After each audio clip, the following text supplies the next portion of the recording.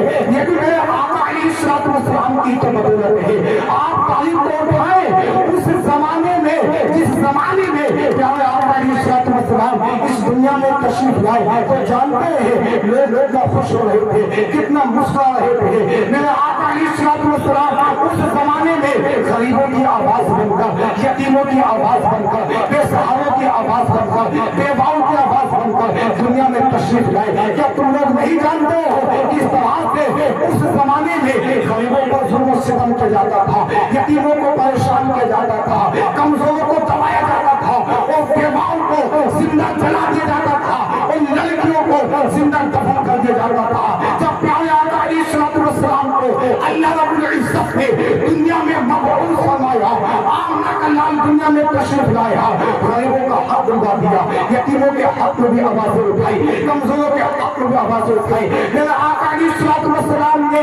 لڑکیوں کے حق میں بھی آوازیں اٹھائی اور کہا اے لوگوں لڑکیوں کو زندہ دفن نہ کرو، لڑکیوں کی اچھی پرورش کرو، اچھی تربیت کرو، جس کے پاس 3 بیٹیاں ہوں اور وہ اچھی پرورش کرے، اچھی طرح سے ان کو پال پوس کر بڑا کر دے اور ان کا نکاح کر دے، کان لہ الجنہ، اللہ اس کو جنت کا تحفہ عطا فرمائے گا۔ تو میرے آقا علیہ السلام نے کمزوروں کا حق بھی دلوایا، غریبوں کا حق بھی دلوایا۔ آج ہمارے تمہارے اندر میرے بھائیوں جو انسانیت چمک رہی ہے، یہ آمنہ کے لال کی دین ہے۔ آپ تاریخ کو اٹھائیں تو آپ کو پتہ چلے گا کہ جب مصطفیٰ کریم صلی اللہ علیہ وسلم دنیا میں تشریف نہ لائے تھے، دنیا میں نہ آئے تھے، تو جانتے ہیں ماحول کیسا تھا؟ انسان تو تھا لیکن اس کے اندر انسانیت نام کی کوئی چیز نہیں تھی۔ صبح سے لے کر شام تک نہ جانے کے لیے غریبوں کو پریشان کیا جاتا تھا، مارا توڑا جاتا تھا، کمزوروں کو دبا دیا جاتا تھا۔ دنیا کے اندر یعنی ظلمتیں بھی، دنیا کے اندر ظلم ہی ظلم ہو رہا تھا۔ لیکن جب میرے آقا علیہ السلام دنیا میں تشریف لائے ہیں، میرے بھائیوں دنیا کے اندر روشنی ہی روشنی ہو گئی ہے، دنیا کے اندر اجالا ہی اجالا ہو گیا ہے، دنیا کے اندر ظلم مٹ گیا ہے۔ کہنے والے نے کہا کہ ظلمتوں نے منہ چھپایا، مصطفیٰ جب آ گئے دنیا میں پھیلا اجالا، مصطفیٰ جب آ گئے مصطفیٰ کی آمد پر چھوڑ کر ابلیس کو جھوم اٹھا سارا زمانہ، مصطفیٰ جب آ گئے ظلمتوں نے منہ چھپایا، مصطفیٰ جب آ گئے تو دنیا میں پھیلا اجالا، مصطفیٰ جب آ گئے تو مصطفیٰ کی آمد پر چھوڑ کر ابلیس کو جھوم اٹھا سارا زمانہ، مصطفیٰ جب آ گئے۔ تو پیارے آقا علیہ السلام کی ولادت ہوئی تو جناب ہر چیز خوشی منا رہی تھی، صرف ابلیس کو چھوڑ کر ہر چیز خوشیاں منا رہی تھی۔ اور آج بھی پیارے آقا علیہ السلام کی ولادت پر جیسے ہی جشن عید میلاد النبی آتی ہے تو عاشقان رسول تو خوشیاں مناتے ہیں، اپنے اپنے مقاموں پر جھنڈیاں لگاتے ہیں، لنگر تسلیم کرتے ہیں، نیاز خاطر خانی کا اہتمام کرتے ہیں، ادب و احترام کے ساتھ میں جلوس محمدی بھی نکالا کرتے ہیں، یعنی خوب خوشیوں کا اظہار کرتے ہیں۔ اور اعتراض کرنے والے اعتراض کرتے رہتے ہیں، جلنے والے جلتے رہتے ہیں۔ یعنی آپ یہ دیکھیں اب تو جھنڈیاں لگانے کا بھی لوگوں کو اعتراض ہو رہا ہے۔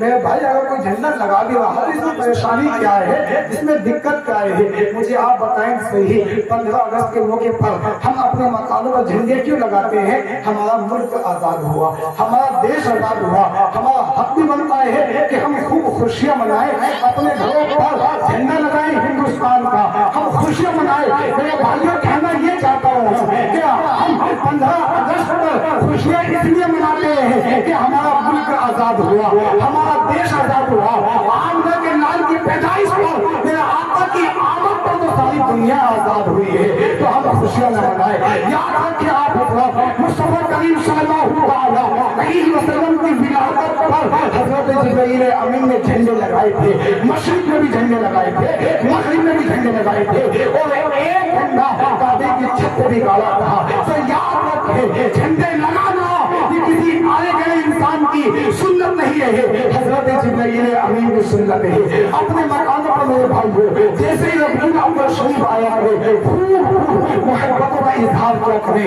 ادب و احترام کے ساتھ میں جلوس محمدی نکالا کرے۔ مجھے آپ بتائیں تو صحیح اللہ تبارک و تعالیٰ کا یہ لاکھ لاکھ احسان عظیم ہے کہ نے اپنے خاص فضل و کرم سے ہمیں اپنے محبوب ہوئی امت میں پیدا فرمایا. کس کی امت میں پیدا فرمایا؟ بولو بولو.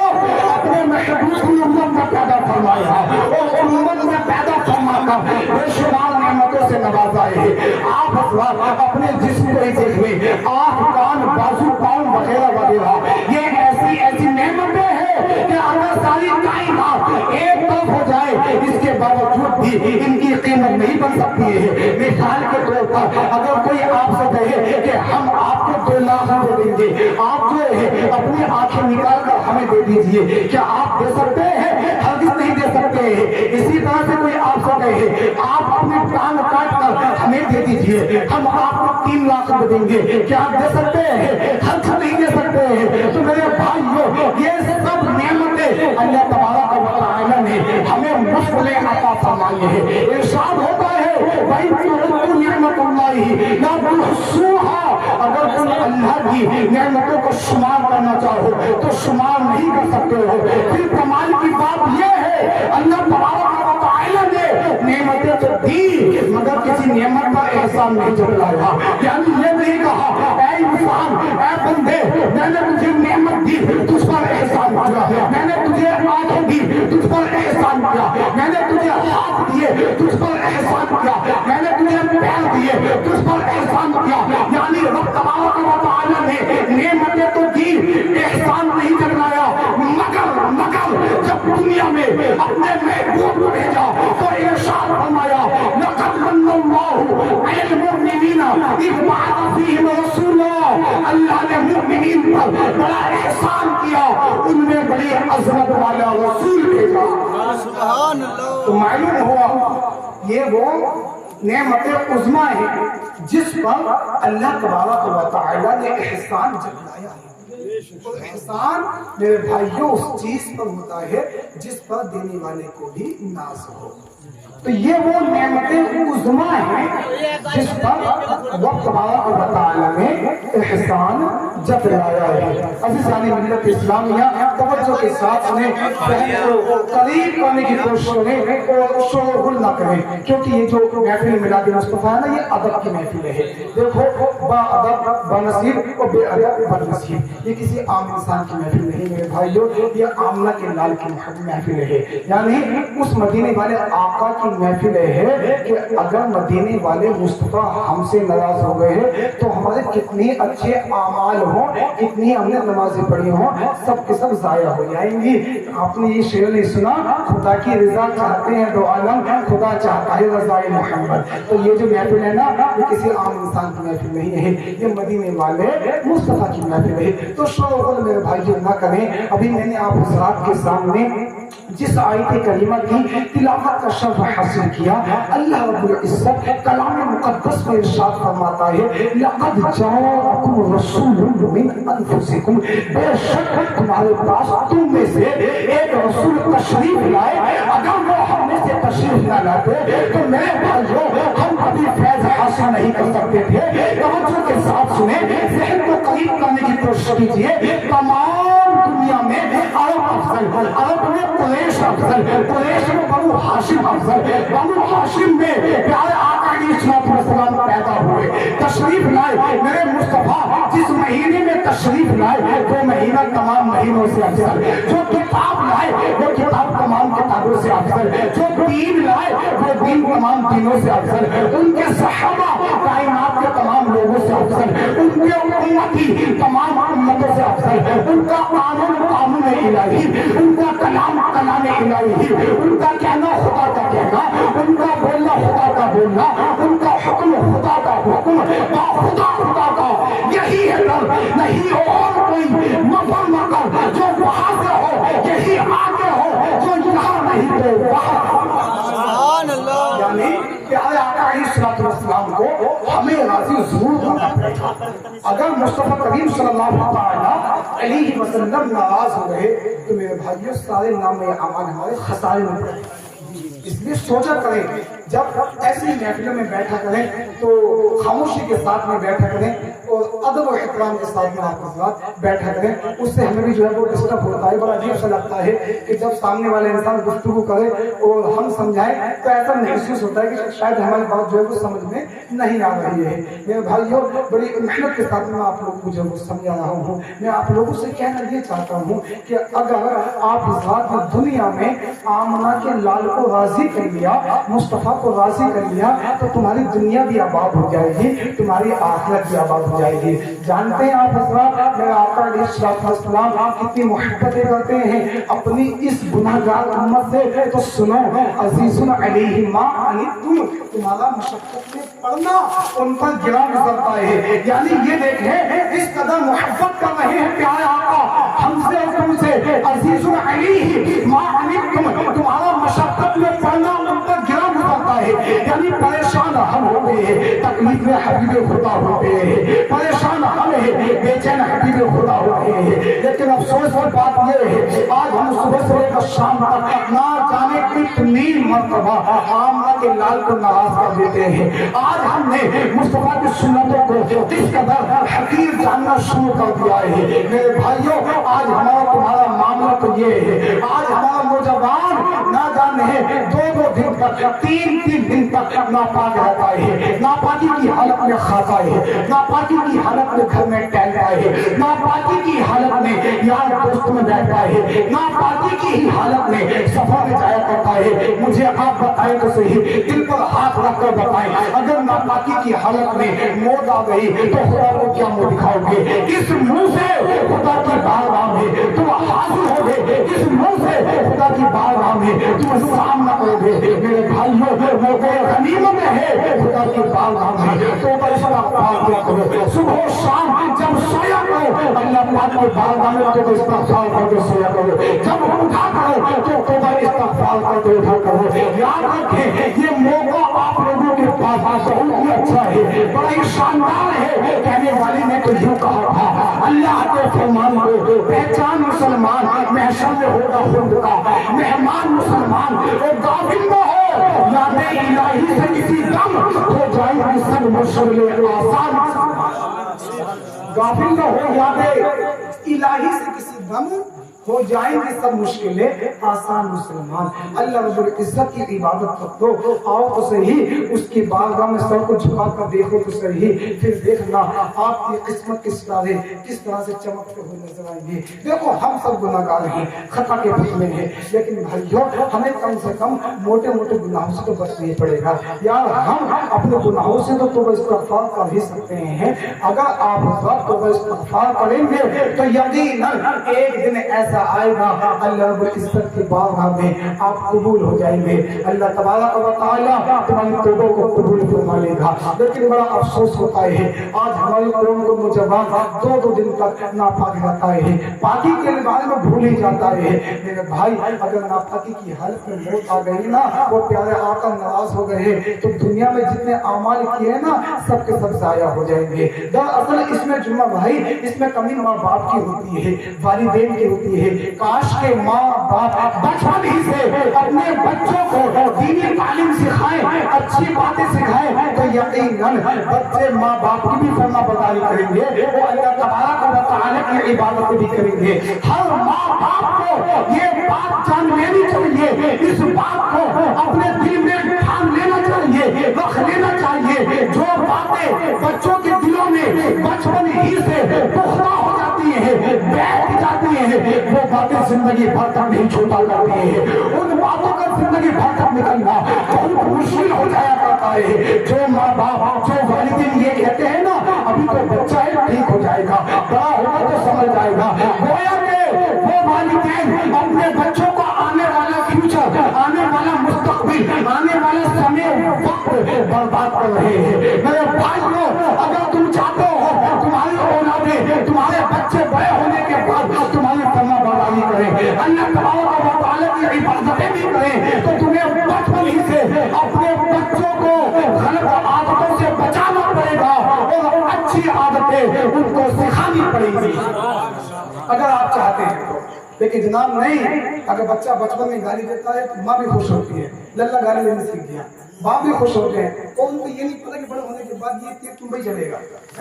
بڑا ہونے کے بعد یہ بڑھاؤ کیا کیا بولے گا، وہ ہوتا بھی یہی ہے، جب جوانی کی گہری ہو جاتی ہے نا تو ماں باپ بڑی حقیر نظر سے اولاد دیکھا کرتی ہے، والدین ڈانٹ بھی دیتے ہیں تو ان کی باتیں بڑی کڑوی لگتی ہیں، بڑی بری لگتی ہیں، لیکن اس میں کبھی کچھ نہ کچھ ماں باپ کی ہے، کاش کے بچپن سے بچوں کو اچھی عادتیں سکھائے ہوتے تو یہ دن دیکھنے نہ پڑتے، لیکن یہاں پر الٹا چل رہا ہے، جو سب سے زیادہ گالی دے گا تو اس کو سب سے زیادہ ہوشیار مانا جاتا ہے، فلاں انسان تو بڑا عقل مند ہے، فلاں تو بڑی گالی کر رہا ہے، فلاں تو بڑے پیسے کما رہا ہے، صبح کو جاتا شام کو آتا 10,000 روپے کما کے لے کے آتا ہے، میرے بھائی دیکھ بھی تو لے وہ 10,000 روپے کما تو رہا ہے، کس طرح سے کما رہا ہے، یاد رکھ ہے عقل مند انسان وہ نہیں ہے جو گالیاں دیتا ہے، عقل مند انسان وہ نہیں ہے جناب جو دلالیاں کرتا ہے، عقل مند انسان وہ نہیں ہے جو جناب ماں باپ کے سامنے والے سے ایٹیٹیوڈ میں بولتا ہے، نہیں، عقل مند وہ ہے جس کو رب تبارک و تعالی کہہ رہا ہے الذین یذکرون اللہ قیاما وقعودا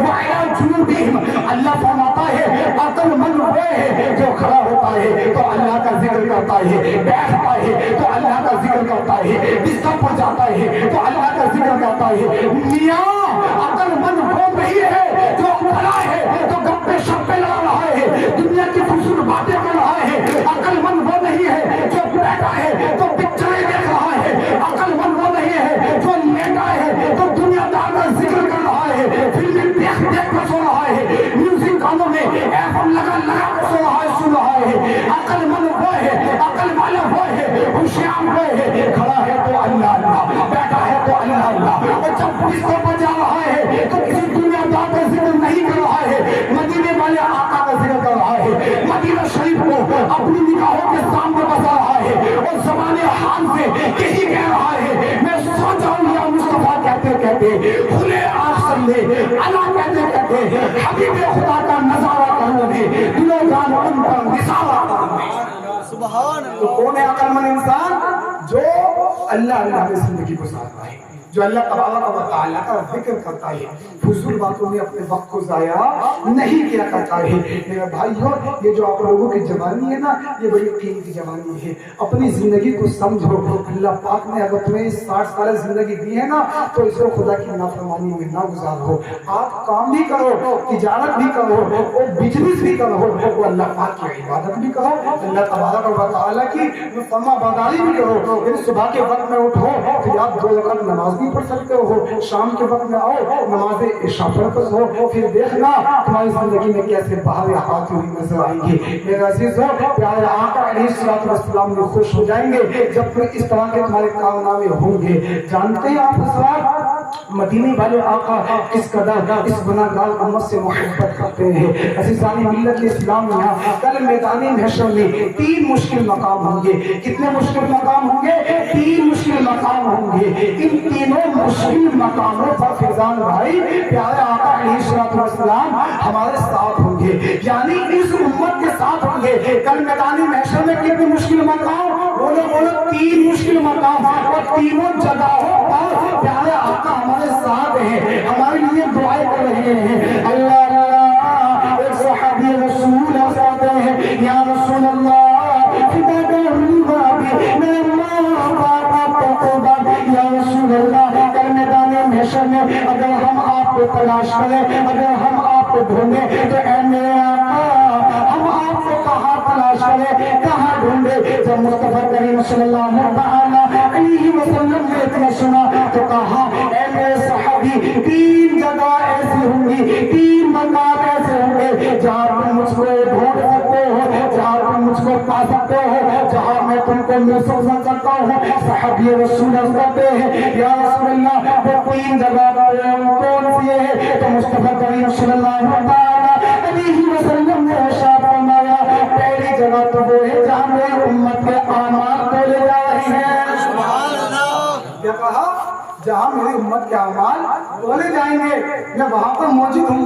कहीं ऐसा न हो मेरे किसी उम्मती के अमल कम रह जाए, वो अमल कम रहने की बिना पर वो दोज़ख में चला जाए, मैं वहां पर मौजूद हूँगा तो उसके अमल को पूरा कर दूँ। सुभान अल्लाह। यहाँ से अंदाजा तो लगाओ किस कदर मोहब्बत आमना का लाल हमसे कर रहा है।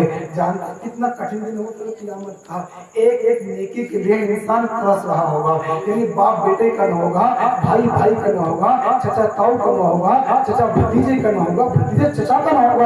इतना कठिन दिन होगा कल क़यामत के दिन। अब इस बात को क़यामत का मामला तो छोड़ो, ये मामला तो अभी से नजर आ रहा है, आगे नहीं आ रहा है। चचा ताऊ का नहीं है, आपस में किस तरह दुश्मनी होती नजर आ रही है, भाई भाई में दुश्मनी हो रही है, वालिदैन को औलाद कितनी सख्त नजर से देख रही है। चलो क़यामत की बात है कि क़यामत में कोई किसी का नहीं होगा, ये मामला तो अभी से नजर आ रहा है। मेरे भाइयों, ये सब क़यामत की निशानियां हैं। आज की औलाद का मामला क्या है, अगर माँ बाप बुढ़ापे की हालत में पहुंच जाते हैं तो औलाद ये सोचती है जितनी जल्दी हो सके इनको ओल्ड हाउस में पहुंचा कर आऊं, ओल्ड हाउस में डालकर आऊं। ऐसी नीयत, ऐसे जहन औलाद के बन चुके हैं। अज़ीज़ानी मिल्लत इस्लामिया, अगर एक भाई अमीर है और छोटा भाई गरीब रह चुका है तो बड़ा भाई खूब उसको जलील कर रहा है, खूब उसको रुसवा कर रहा है कि अल्लाह के करम से हमारे पास तो 5 प्लॉट हैं, हमारे पास तो 10 प्लॉट हैं, मेरे भाई तेरे पास 5 प्लॉट है, छोटे भाई को दे दे। लेकिन दे नहीं सकता।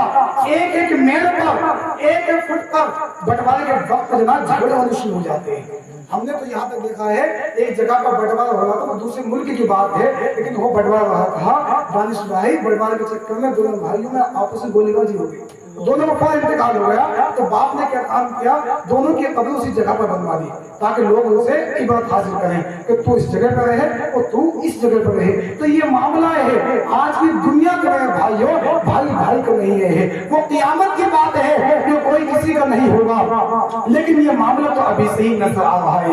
इसलिए कहने वाले ने कहा कि जनाब अगर भाई से मोहब्बत करो तो अल्लाह उसके रसूल की रज़ा के लिए करो, अगर माँ बाप से मोहब्बत करो अल्लाह उसके रसूल की रज़ा के लिए करो, अगर चचा ताऊ से मोहब्बत करो, अहले अयाल से मोहब्बत करो, अल्लाह उसके रसूल की रज़ा के लिए करो। इसलिए कि जहाँ दुनिया वाले तुम्हारा साथ छोड़ देंगे वहां पर आमना के लाल तुम्हारा हाथ थाम लेंगे और मेरे मुस्तफा ऐसा हाथ थामेंगे, ऐसा हाथ थामेंगे जहाँ दुनिया तुम्हें तना छोड़ देगी। मेरे आका अलैहिस्सलातु वस्सलाम हाथ थाम कर ना तो तुम्हें दुनिया में तना छोड़ेंगे ना तुम्हें कब्र में तना छोड़ेंगे। मोहब्बत करो मेरे भाई आमना के लाल से। अब आप देखें क़यामत के दिन 3 मुश्किल मकाम है, तीनों जगहों पर हमारे आका हमारे साथ है। सहाबी रसूल ने की या रसूल अल्लाह हम आपको तलाश करें तो कहाँ तलाश करें, तो आका ने फरमाया कि मैं वहां पर मौजूद हूँगा जहाँ मेरी उम्मत के आमाल तोड़े जा रहे होंगे। अल्लाह अल्लाह सहाबी रसूल करते हैं या रसूल अल्लाह अगर हम आपको वहां भी न पाए तो कहाँ पाए, अगर आप वहां ना मिल सके तो कहाँ मिलेंगे। मुस्तफा करीम सल्लल्लाहु तआला अलैहि वसल्लम ने इतना सुना तो कहा ऐ मेरे सहाबी अगर मैं वहां ना मिल सकूं तो हौज़े कौसर को मिल जाऊंगा, उम्मत को अपने हाथों से हौज़े कौसर का जाम पिलाता हुआ। सुभान अल्लाह। आला हज़रत अज़ीमुल बरकत इमाम इश्क मोहब्बत सुन्नियत की जान हक़ानियत की पहचान अहमद रज़ा खान अलैहि रहमत व रिज़वान फरमाते हैं ठंडा ठंडा मीठा मीठा पीते हम हैं पिलाते ये है ठंडा ठंडा मीठा मीठा पीते हम हैं पिलाते ये है रब है मोती ये है कासिम रब है मोती ये है कासिम रिज़्क़ उसका खिलाते ये है रिज़्क़ उसका खिलाते ये है उनकी बख्शिश इनका सदका उसकी बख्शिश इनका सदका देता वो है दिलाते ये है सच्ची बात सिखाते ये है सीधी राह चलाते ये है। सुभान अल्लाह। और माँ जान पे इतना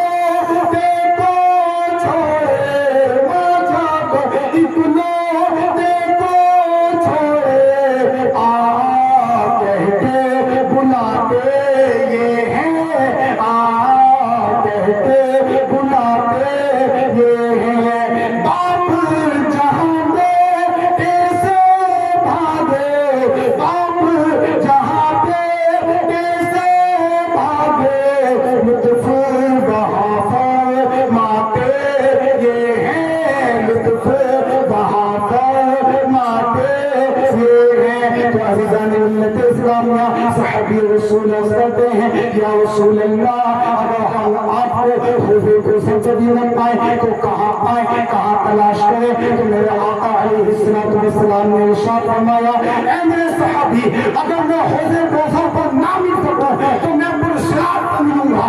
امت نہیں پرسرات سے گزر رہی ہوگی اور میں دعا کرتا ہوں، رب سلم امتی، رب سلم امتی، اے میرے مولا میری امت کو سلامتی کے ساتھ گزار دے۔ اس لیے اللہ حضرت فرماتے ہیں، رضا پور سے اب وجد کرتے گزریے کہ اے رب سلم صدای کہ کہا رضا پور سے اب وجد کرتے گزریے کہ ہے رب سلم صدای محمد۔ عزیزان گرامی، وقت کافی ہو رہا ہے، میں اپنی گفتگو کو بہت جلد اختتام کی طرف لے کر آ رہا ہوں، کیونکہ مجھے آپ لوگوں کے وقت کو بڑے اچھے طرح سے بہترین طریقے سے جو وہ خیال ہے۔ تو دیکھیں کل قیامت کے دن تین مشکل مقام، کتنے مشکل مقام؟ تین مشکل مقام، تینوں جگہوں پر ہمارے آقا علیہ السلام ہمارے ساتھ ہیں۔ اس سے بھی زیادہ اور محبت کیا ہو سکتی ہے؟ بلکہ ارشاد ہوتا ہے، حریص علیکم بالمؤمنین رؤوف الرحیم، تمہاری بھلائی کے چاہنے والے، مومنوں پر رحم کرنے والے، مہربان۔ میرے بھائیوں، کوئی تو اپنی اولاد سے محبت کرتا ہے، کوئی دولت دنیا سے محبت کرتا ہے، کوئی اپنے زمین سے محبت کرتا ہے، کوئی پراپرٹی سے محبت کرتا ہے، کوئی اپنے بزنس سے محبت کرتا ہے، لیکن وہ آمنہ کا لال ہے کسی اور سے محبت نہیں کرتا ہے، صرف اور صرف اپنی امت سے محبت کرتا ہے۔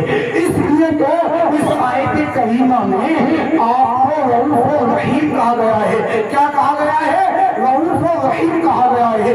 رؤوف الرحیم جو ہے نا میرے بھائیو، یہ اللہ رب العزت کی صفتیں ہیں۔ کس کی صفتیں ہیں؟ اللہ کی صفتیں ہیں۔ جیسے کہ ارشاد ہوتا ہے، ان اللہ بالناس رؤوف الرحیم، تو معلوم ہوا، پتہ چلا رؤوف الرحیم یہ اللہ تبارک و تعالیٰ کی صفتیں ہیں۔ مگر یہ صفتیں اللہ پاک نے اپنے محبوب کو عطا فرمائی ہے۔ اللہ کی یہ صفتیں ذاتی ہیں اور پیارے آقا کی یہ صفتیں عطائی ہیں، اللہ کی دی ہوئی ہیں۔ تو معلوم ہوا، پتہ یہ چلا اللہ بھی رؤوف الرحیم ہے، اس کا محبوب بھی رؤوف الرحیم ہے۔ میرے آقا بھی اپنی امت کی مدد کرتے ہوئے نظر آتے ہیں۔ اس لیے تو کہنے والی نے کہا تھا، دلوں کو عشق محمد سے آشنا رکھنا، پھر اس کے بعد ہی بخشش کا آسرا رکھنا، اور جہاں کہیں گے سبھی اذهبوا الی غیری، وہاں بچائیں گے آقا کو حوصلہ رکھنا۔ سبحان اللہ۔ یہ کہا جہاں کہیں گے سبھی اذهبوا الی غیری، وہاں بچائیں گے آقا تم حوصلہ رکھنا۔